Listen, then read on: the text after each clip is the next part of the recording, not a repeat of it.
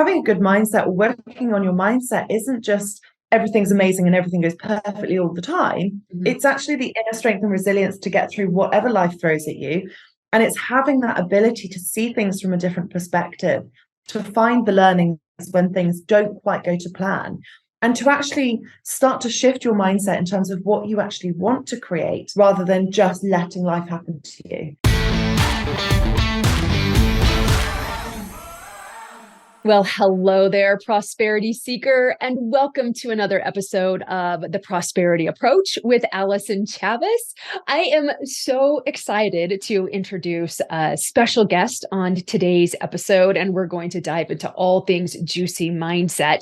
But before we go there, and before I introduce you to this magnificent woman, just a couple of reminders. If you're listening to the audio version of this episode, be sure you're following the podcast on your favorite app. And if you're watching this on YouTube right now, be sure to hit that subscribe button and the notification bell so that you are notified every time we release another episode. You know the drill. It helps us for visibility. It helps us to spread our message more. We couldn't do it without you, and we appreciate you so, so much.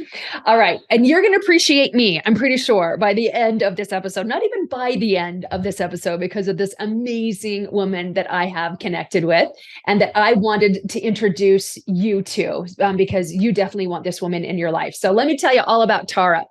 Tara Best is the CEO and founder of Tara Punter Coaching, an international business and mindset coaching brand. She's a pink-obsessed, champagne-loving, fast car-driving country girl on a mission to change the mindset of 1 million people by 2025. She's the host of the weekly podcast show, Tara Talks, and the author of the #1 best-selling book, Magnificent Mindset, the book of which hit #1 in the US, Australia, and the UK. So she's kind of a big deal is what I'm telling you here. Tara thrives on helping business owners at all levels create a life and business that they adore and that truly lights them up. Through mindset work, she helps both her clients and her audience remove what's been holding them back so they can truly believe in themselves and confidently show up in their life, career, and business. Tara, welcome to the show. Hello. Oh my gosh, thank you for having me. I'm so excited to be here. Well, I had the great honor of being a guest on your podcast, and I fell in love with you. And I was like, I want my audience to know you. So I'm just so honored to have you here with us today. So thank you again. I loved our conversation so much last year. I bought your book straight away because I was like, I love this woman. Oh, well, and your book, The Magnificent Mindset, is a must read. And so I definitely want my listeners and my watchers to go get that book as well and start diving into that. So let's talk about Magnificent Mindset. All right. So first and foremost, how and why did you get into mindset work? I actually fell into the world of mindset completely by accident. Back in October 2018, I signed up to work with a coach on a 12-month mastermind. And I genuinely thought that 12-month business mastermind would be all strategy and funnels and ads and marketing and all of these masculine energy doing activities. And the basis of the whole 12 months was mindset. And I remember she suggested doing a morning routine and she suggested some mindset practices. And I just remember thinking, I've been really missold here. I did not sign up for this. I don't see how this is going to help me create a 6-figure business. I genuinely didn't see the connection. And I was so resistant and hesitant to it. But actually, she held me accountable. And I'd say 6 months in, I started to be a little bit open to it. But there was still parts of me that thought, no, I don't think this is going to help me. And I actually went on a retreat in Beverly Hills, Los Angeles. And again, this whole week-long business retreat I thought would be funnels and ads and marketing and sales and strategy.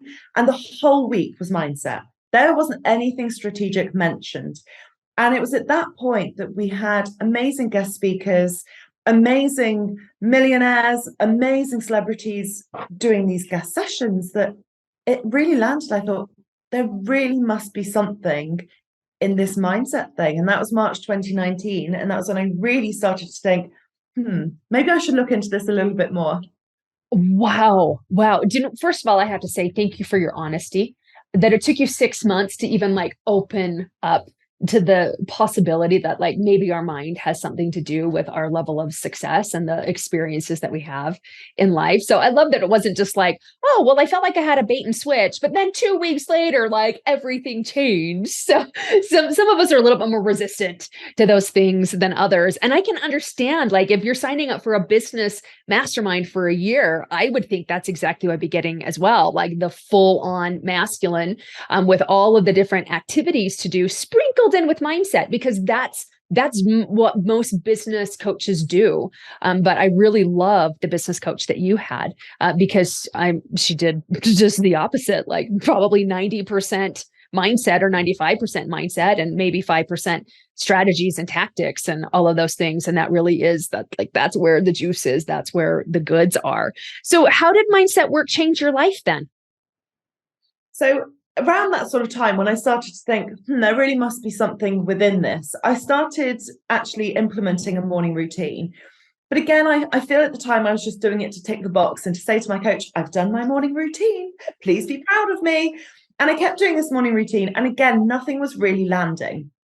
I do it, I tick the box, but nothing was really shifting. I didn't see that I was feeling any different. I didn't feel my belief set was any different. I didn't feel my view of the world was any different.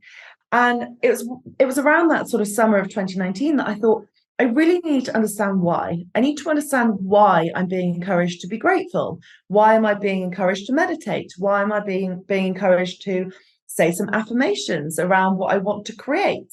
Why have I created this vision board? And so I really started looking into the science behind our minds and how they actually function. And it was when I really had that understanding that it actually all started to make sense for me. I think if I didn't have that understanding of how your mindset actually works, I don't think it would have had any difference. But when I suddenly had this understanding of how the mind actually functioned, of how visualization works, of how we have the neural pathways, how we have the filtering system, how we have all of these things that can actually really, really work to our advantage, that was when it's hard to describe, but that was when it was like I could see the world through a different lens. Things that used to feel like a real challenge now seem like an opportunity. Things that felt like a problem now had a solution. Things that felt really difficult now seemed like a really exciting challenge. Things that went quote unquote wrong suddenly seemed like, oh, well, what can I learn from this? And it was actually like my view of the world, my view of business, my view of my life up until this point made so much sense. And I was then able to start to really see things differently. And I think that's one of the biggest things that is so important around mindset is having a good mindset or working on your mindset isn't just everything's amazing and everything goes perfectly all the time. Mm-hmm. It's actually the inner strength and resilience to get through whatever life throws at you. And it's having that ability to see things from a different perspective, to find the learnings when things don't quite go to plan, and to actually start to shift your mindset in terms of what you actually want to create rather than just letting life happen to you. So it was when I really understood the how and the why and science that my view of the world literally changed. So, okay. So I have like two questions around that. So, and you and I are very similar in the fact that, like, I love brain science. I love the science behind everything. I love how our brain functions and the neural pathways and all of those things. And that was very pivotal for me as well. Can you share one thing that really opened you up to, like, really not just leaning into the whole mindset, but then diving into the whole mindset from what you learned about how the brain functions? There was one thing that really, really stuck with me, and it was in Dr. Joe Dispenza's book. And it basically stated that whenever you have a thought, you have the mind-body connection. And whenever you have a thought, it then gives a signal into your body. And that signal gets felt in your body, and your body then releases chemicals into your body. What then happens is that then sends a signal back up to your brain that is basically in this mind-body loop. And this loop remains really consistent and constant. And when you have thoughts that are around being stressed, being overwhelmed, feeling angry, feeling hurt, feeling upset, that actually dumps a lot of chemicals in your body in line with that thought. Your brain then picks up on those chemicals and thinks, oh my gosh, my body feels angry. Okay, well, I better have angry thoughts. And you literally get stuck in this loop of just feeling angry or hurt or negative or upset. And when I read that in his book, I just thought, oh my gosh, it makes so much sense in terms of how people stay in ruts. And I recognized points in my life where I stayed in a rut because I'd have that negative thought or angry thought or upset, overwhelmed thought, whatever it was. And then you feel it in your body and then it's back to your brain. And that was a point where I thought, oh my gosh, it makes sense. So when I was then able to understand that from the mind-body connection perspective, I then thought, well, surely that can work to a really good perspective. Surely that can work to my advantage if I've got really positive thoughts or optimistic thoughts or enthusiastic thoughts, grateful thoughts. And I could feel it in my body just saying these words about optimism and enthusiasm. And that was when I thought, oh my gosh, there's so much science to this. There's so much more to this than I ever realized. That was the moment. Oh, yeah. I love that. And I appreciate that because I really think like on a global scale, anxiety for people has never been at a higher point than it is now. Like it's absolutely mind-boggling to me that all of the anxiety from the 5-year-olds to like every age in between. And so there's one thing about like understanding like, okay, I had this thought, it released the chemicals. Now my body is responding, which then's feeding the thought, which then feeds because I was stuck in an anxiety loop for years as well. So is there something that you do or something that you can share with the people who are running in those negative patterns or those negative cycles, whether it's anxiety or powerlessness or anger or rage or whatever it is that can help break that cycle and start a new positive one? Get it out of your mind. Our minds are busier than ever. They're holding on to more things than ever. There's notification overload, information overload. We're more online than ever. We've got our tabs and our notifications and our phones, and everything's in this phone that we hold. And I think actually we just don't release all of the information in our minds. There's a great analogy that I love that basically says your mind is like a glass. A glass can only ever be 100% full with water. It can't overflow. It can't mound up. Like if there was something like mashed potato in that glass, you could mound it up. You can't do that with a liquid. So I want you to imagine your mind like a glass full of liquid. It can only be 100% full. So what we want to start practicing is actually getting things out of our minds. So when you feel something that isn't quite as good as you want to feel, or you feel negative, or you feel worried or anxious or concerned or whatever it is, grab a piece of paper and a notepad and just say to yourself, how am I feeling right now? And just let it come out, let it flow, get everything out, even if it's remembering to order dog food, or remembering to reply to an email, or remembering to reply to the client, or remembering to do something else, or even if it's actually just getting your thoughts out and saying, actually, I'm struggling with this right now. There's so much power in getting it out of your mind because that enables you to reclaim the power over that thought in the first place. What you can then do is actually look at the things that maybe need a little bit of compartmentalizing or a little bit of organizing. And then you can look at what you want to actually feel. Because the truth is, we have complete control over our thoughts and our feelings. But when we're in this place of a negative energy, we don't feel that we do. We can feel out of control, or we feel like, these thoughts and these feelings are just getting away with us. So once you've done that brain dump and you've just got things out of your mind, then ask yourself, how do you want to feel? I feel that that's a question that we don't actually ask ourselves enough in this day. We just are on this hamster wheel, this cycle. We get up, we go to work, we do the things, we cook the meal, we put the children to bed or feed the husband, feed the dog, whatever it looks like, and then sleep and then repeat. But how do you actually want to feel on a daily basis? And I think when you can just recognize what that looks like for you, you can actually start to prioritize what you put back into your mind and how you can start to shift your perspective of the world.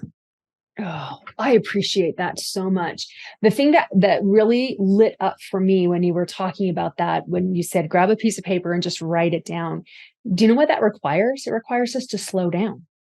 It requires us to be more intentional with how we're using our time. And I know somebody out there is just like, I don't have time for that. Well, that's the problem. That's a problem. And so I read a book. I think it was Atomic Habits by James Clear. I think that's who wrote it. And I think it was in this book that he said inputs determine outputs. So don't worry so much about changing the output, meaning doing more action or changing the action. You got to change the input. And then the input influences the output, and the outputs will just naturally change. And so when I heard that, I was like, oh, what am I inputting into my brain? And when I wanted to be more intentional, because I absolutely agree 100% with you, we are in absolute control of our thoughts and our feelings all the time, no matter what is going on.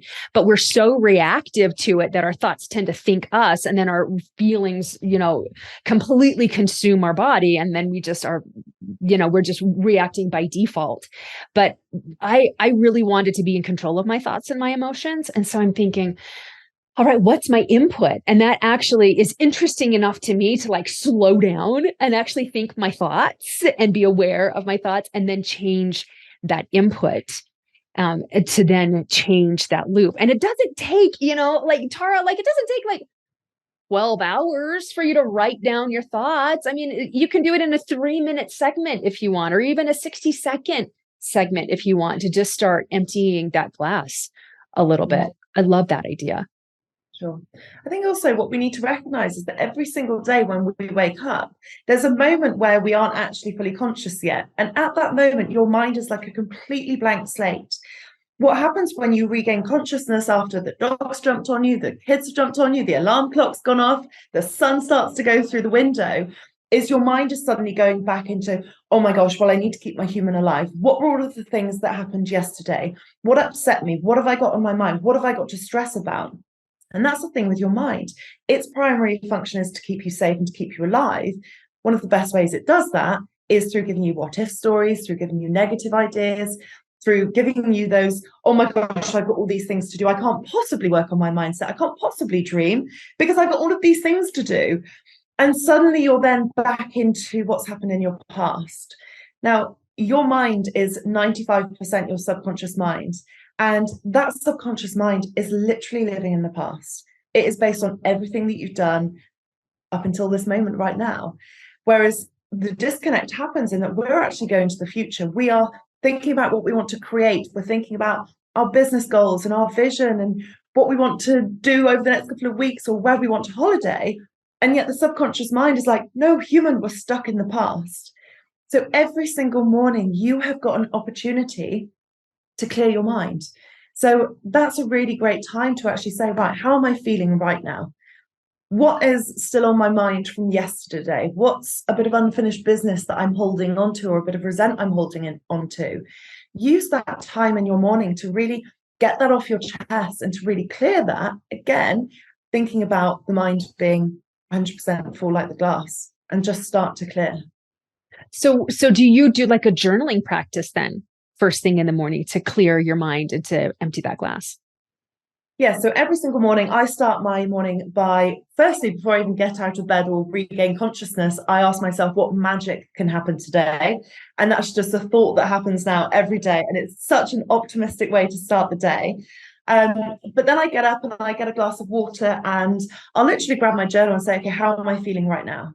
And sometimes it's really excited. I've slept well. I've got amazing calls coming up, or some discovery calls, or some podcast interviews, or really exciting creative things that I love. But sometimes I'm like, actually, I feel a bit overwhelmed. I feel a bit stressed. I didn't sleep well. And I genuinely be so honest with myself in terms of how am I actually feeling. Then I ask myself, how do I want to feel?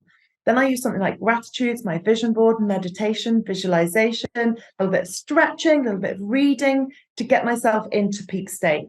And honestly, my morning routine has changed my life so much because it has enabled me to start every single day in the right mindset, in the right frame of mind. And yes, things still happen, but I set myself up as best I can so that whatever happens in my day, I can handle it and I've got this. And my morning routine only takes, I'd say, 15 to 20 minutes. I'd rather get up that little bit earlier and actually do that and prime myself than have 20 minutes in bed and just see how the day takes me. I Right. 20 minutes in bed going, no, not yet. No, not yet. I don't want to face the day yet. But you're starting in that energy. You're going to start in one energy or another. And so I really love that. And it sounds to me like your morning routine has changed your life because it stopped being a box to check. And it actually had meaning behind it and intention behind it of getting into peak state. Yes, completely. And I think it's so important that you actually have something that can start to fill your cup. I think no matter whether you're brand new in business, whether you're wanting to start to build a business, whether you're somebody that's actually employed or climbing the career ladder, or even somebody that's a stay-at-home mom, I think there's still so much that you can do in terms of getting yourself into that best possible state. But it takes time. Honestly, it takes on average 66 days to form a new habit. It can be 21 days, it can be 253 days. But a lot of people, I think, will think, yes, okay, I'm going to start this morning routine. Tara and Allyson seem really, really keen about it. I'm going to give it a go. But it's then, what's the thing that's going to hold you to it when you don't see the immediate results? And when you're like, well, I've done it for 2 weeks and now I'm bored. So it's then thinking about who you want to become and how you want to become the best version of yourself, which is an ongoing journey and an ongoing mission, may I add. But it's being able to hold yourself accountable during those times and starting to celebrate really small wins. So if you start doing something like a morning routine or some mindset work, it's starting to recognize the teeny tiny shifts. It's not the massive shift that happens overnight. It's the little teeny tiny things in terms of how you handle a situation or how you feel in a difficult situation or how you recognize that you can shift a belief that may be holding you back. And it's those teeny tiny little wins that honestly make such a world of difference when it comes to your mindset. I agree. 100%. 100%. I agree. And as you're noticing those shifts and celebrating those shifts through acknowledgement or however it is that you're going to celebrate them, you start settling down about the timeline. You start settling down about, but my stuff isn't here yet that I want. Like, it helps you to stay more present in the moment. It helps you to continue to raise your vibration and to be in that gratitude and that right state of being. So I have another question about your morning routine. Are there times when you've done your routine where you haven't hit peak state? And if so, what do you do about it? Yeah. And that would be a time that I'm just doing it to tick the box. So I can recognize if I'm overwhelmed, if I'm tired or just not feeling like really great or really motivated, I can do it to tick the box and then I don't feel any different. Whereas for me, those 20 minutes that I spend, I know how I want to feel afterwards. I know how I do feel afterwards when I've done it correctly and properly. So I think that's really something to recognize. But also, I've been doing a morning routine for 4.5 years now. And honestly, it's like new level, new devil. I've hit so many goals in that time, manifested so many things, like so many things. And it's still such an important part of my day, my routine, my habits, because I know that it continues to make me feel as good as I can. There was once a time I didn't do my morning routine for 4 consecutive days. And on the evening of the 4th day, I went to bed and I just recognized I didn't feel me. I didn't feel good. I didn't feel optimistic. There was a little niggle coming into my mind. And I was like, gosh, I thought I'd do a morning routine for, I don't know, a year, 2 years, and it would be done and I wouldn't have to do it again. But it's continual work. It's like going to the gym. You don't go to the gym for a year and then be like, okay, I'm done. I have a peak fitness body. I feel great. I'm strong. I don't need to go again. You need to keep going to the gym. You need to keep brushing your teeth. You need to keep working on your mindset. But I love that work more than anything now. Yes. Well, and I really appreciate that you said first thing in the morning, how am I feeling? And then how do I want to feel? Because there are times, so I spend hours in my morning routine because I love it. I love it so much. But there are some times where it lands flat. And I think it's those times where I'm still feeling the same when I finished as I did when I started, because I wasn't really intentional about what I wanted to feel at the end. And so I really appreciate that. I really appreciate your experience with that. That's going to make me more aware of what I'm feeling when I wake up and how I want to feel. And even if you're waking up good, there's always better. Like there is always another level. Always. We don't ever reach the top on this planet. It's not the way it's designed. And so there's always, like greater enhancement and expansion. So the speak that you've been speaking in my language is prosperity thinking. Which is completely different from positive thinking, because you're being more intentional about it. You're being more aware of your thoughts and your inputs, and you're changing your outputs. And that's what changes your life, is prosperity thinking and not positive thinking. But tell me what prosperity means to you.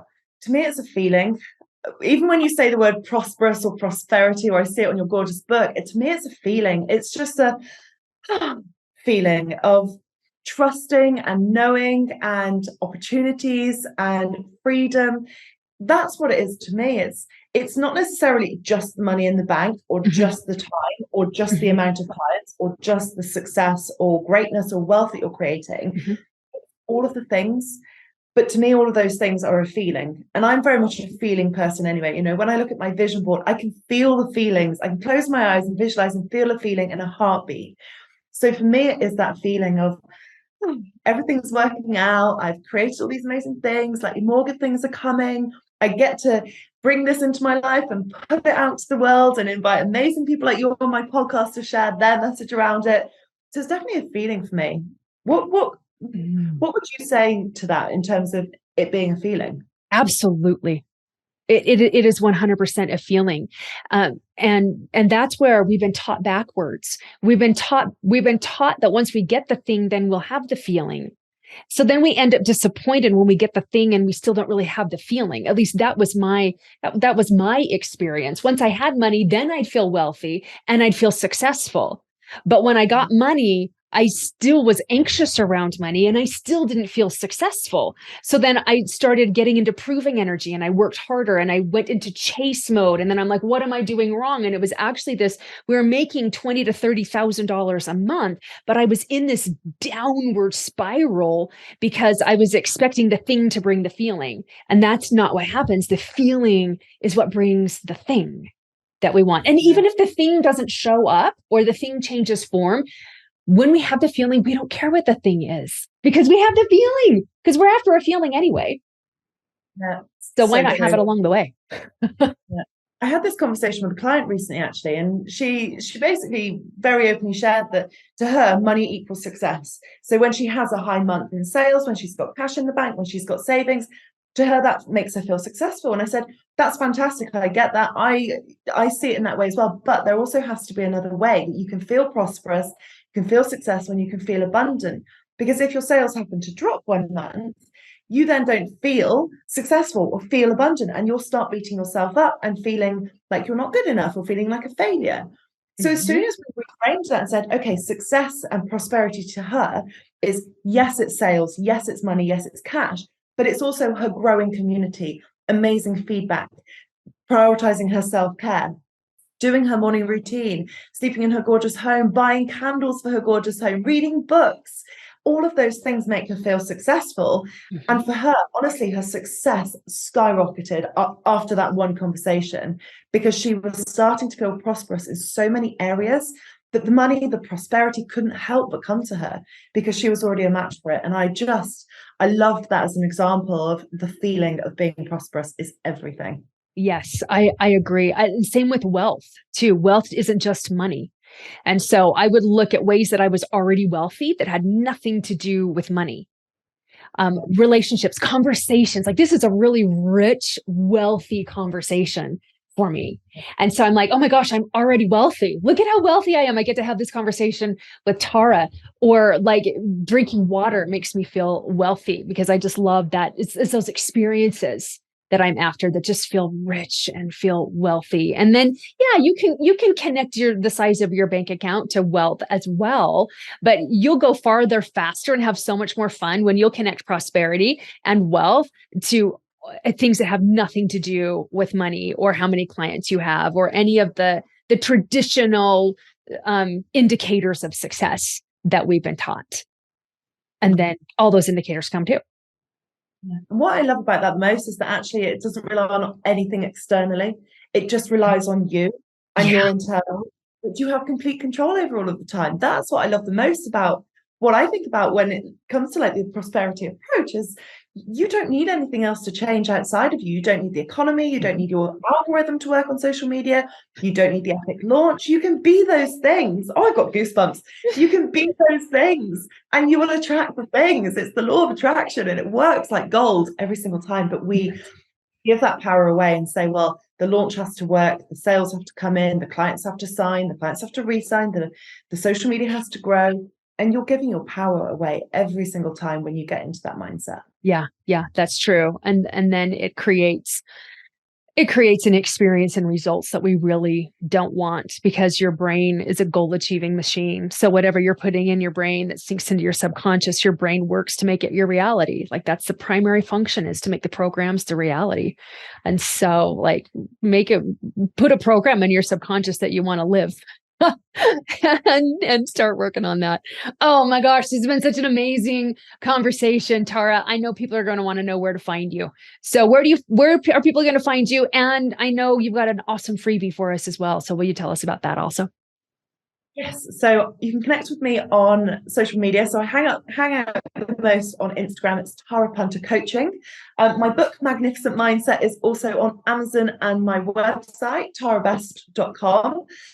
And my freebie is actually to help you start to understand your beliefs around primarily money, but actually so many other things in life and business.